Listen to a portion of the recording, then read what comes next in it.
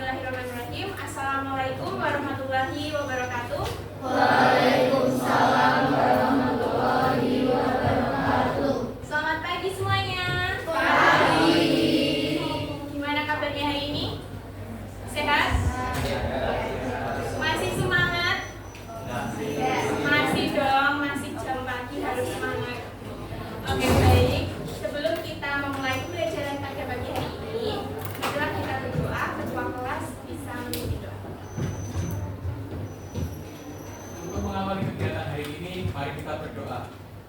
Berdoa mulai.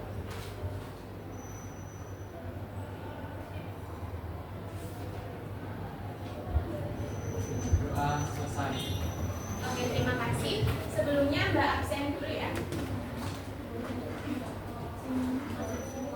Silakan disebutkan hadir dan angkat tangan.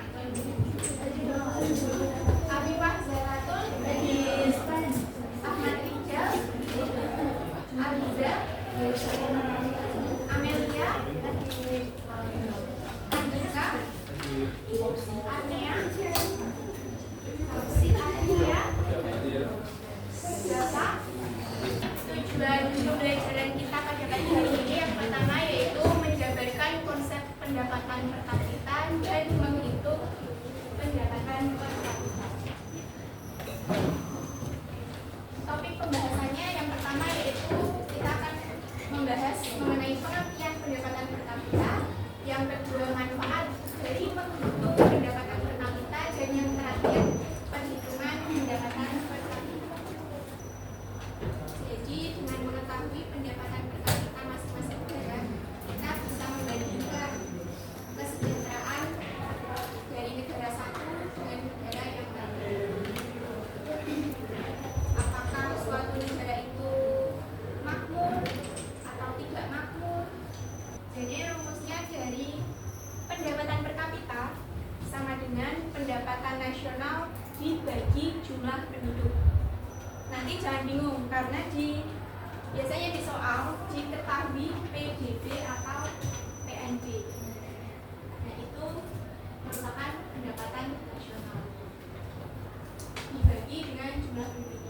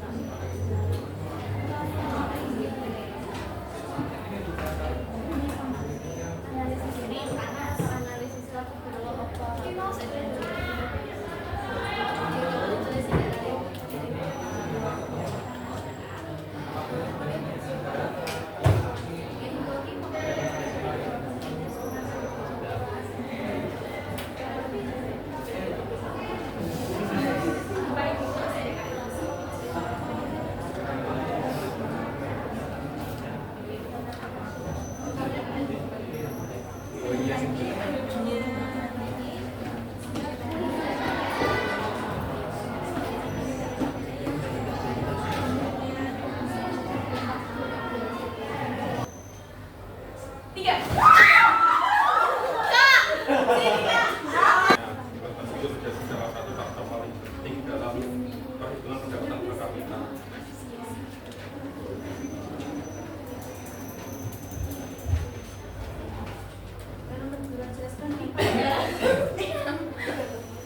Analisislah perbedaan PDB dan pendapatan per kapita dalam menemukan kesejahteraan suatu negara.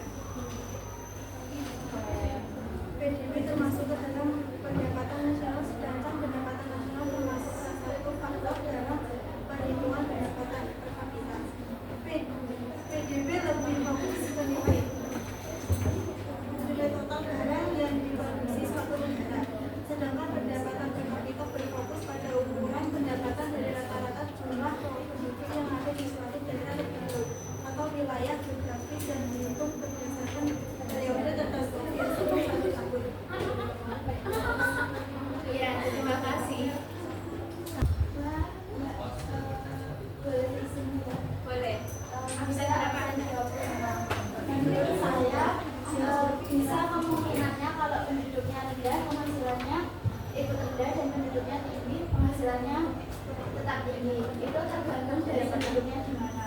Kalau penduduknya di tempat yang maksudnya penduduknya rendah tapi penghasilannya juga itu rendah itu mungkin karena penduduknya itu sama-sama tidak berpenghasilan tinggi, jadi kayak hasilnya ya mungkin banyak pengangguran atau yang penghasilannya ya secukupnya aja, jadinya pendapatan per kapitanya itu rendah. Terus kalau yang penduduknya banyak dan berpenghasilan banyak itu berarti bisa berpengaruh pada pendapatan per kapitanya juga itu tinggi.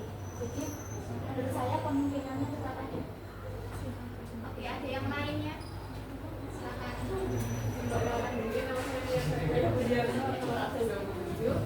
Jadi izin menambahkan, selain dari jumlah penduduknya itu bisa juga dari kegiatannya. Nah, kalau semisal jumlah penduduknya rendah dan jumlah per kapitanya lebih rendah itu bisa jadi karena mereka itu tidak banyak mengekspor barang. Nah, jadi itu apa ya? Kalau negara yang memiliki yang melakukan kegiatan ekspor lebih banyak itu akan dikatakan lebih berbuat. Kesempatan kali ini saya akan menyampaikan kesimpulan dari 3 pertanyaan LKPTE tadi. Jadi kesimpulan dari ketiga pertanyaan tersebut bahwa pendapatan per kapita merupakan indikator yang penting dan dipengaruhi oleh berbagai komponen yang termasuk pendapatan gaji, upah, dan usaha individu. Jumlah penduduk atau populasi juga mempengaruhi pendapatan per kapita, di mana peningkatan populasi dapat menurunkan pendapatan per kapita jika tidak diimbangi dengan pertumbuhan ekonomi yang memadai. Selain itu, meskipun produk domestik bruto mencerminkan total output ekonomi suatu negara, pendapatan per kapita lebih menggambarkan kesejahteraan individu atau negara tersebut. Oke, terima kasih, kita beri applause untuk